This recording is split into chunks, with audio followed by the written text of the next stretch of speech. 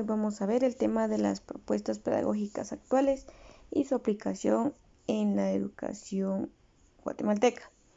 Y un punto importante que es la microsociedad. Esto tiene sus características. Por ejemplo, uno de ellos es el proceso de negociación, en donde el aula es un lugar de trabajo, su estructura y su funcionamiento está encimado a las realizaciones de las tareas. En las aulas se plantea una determinada estructura de tareas que se llevan a cabo. Las reacciones de los estudiantes a la tarea producen precisión sobre el sistema de organización de aula en función de garantizar un nivel determinado de trabajo propuesto de manifiesto a través de la evaluación. Otro de ellos es la estructura de grupos sociales. En el aula es como un espacio de estratificación social. El aula corresponde igualmente al conjunto de modelos y procesos que tienen lugar en la sociedad. Al fin y al cabo, en el aula es la sociedad. Y esta medida participa de la misma característica que definen a esta. El aula no es una situación donde grupos diferentes con intereses diferentes se ven obligados a convivir durante un tiempo extenso. Otra de las características es la actuación individual. El aula como marco de comportamiento. Si hablamos de esto, cada actividad viene determinada por una significación diferente, por una forma de enfrentarse a cada sujeto a dicha negociación.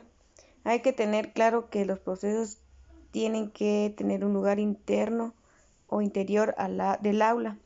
No están solo vinculados al transmitir de culturas académicas. La vida del aula se mueve dentro de los límites que determinan el hecho de ser sociedad. Muy bien, ahora seguimos con la parte informativa en la comunicación en el aula. Cuando decimos la comunicación en el aula es cuando representamos ya sea un papel de suma importancia hacia los alumnos, para ya sea el docente, como por ejemplo el docente trata de comunicarse con los alumnos, trata de darles ya sea una información que les cause duda a los alumnos y que ellos generen entre ellos mismos, ya sea entre docente y alumno, generen una comunicación y ya sea en función de algunas instituciones educativas o de olvidar ya sea esencialmente las funciones humanas, por ejemplo, convivencia social o convivencia humana, o tratar de sacar la conversación directamente para un desarrollo en los humanos. Como podemos ver de que a veces son los efectos y las capacidades y habilidades que genera el aprendizaje que posee el ser humano, y a la vez es que es posible que sí existen o no, pero siempre tiene una secuencia que da como inicio, representada para tratar de realizar una comunicación entre alumno y docente. De eso se trata cuando hablamos la comunicación en el aula. Muy bien, cuando le damos seguimiento a lo que es el acercamiento de la comunicación en el aula, eso quiere decir de que tiene sus diferentes modelos, ya sean transmisiones de formación hacia el emisor, o sea, el que trata de aceptar la comunicación, ya sea la regulación del sistema o la comunicación interpersonal o interacción. De esa manera es como el acercamiento en la comunicación en el aula son ya sea de éxito social, que a veces se basan en las buenas relaciones.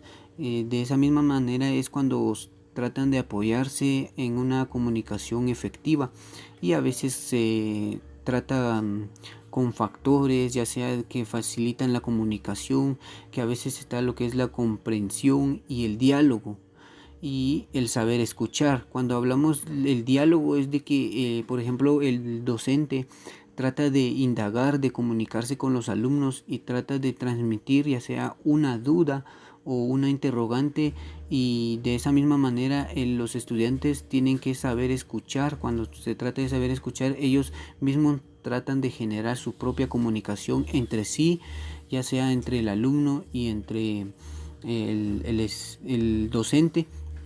Y de esa misma manera también damos a escuchar que está lo que es la comprensión de lo que a veces llegamos a entender, ya sea en las actitudes, en las ideas, en las necesidades. Por ejemplo, en las necesidades tratamos, por ejemplo, el docente trata de llegar al alumno para comprender sus necesidades, su habilidad, ya sea puede ser de que tenga problemas o tenga problemas personales, ya sea con su familia, amigos. De esa misma manera es como el docente trata de comunicarse, porque de eso tratamos a conocer, de que el acercamiento en la comunicación en el aula es de que nosotros tratamos de entender a los alumnos y ellos tratan de saber entendernos a nosotros.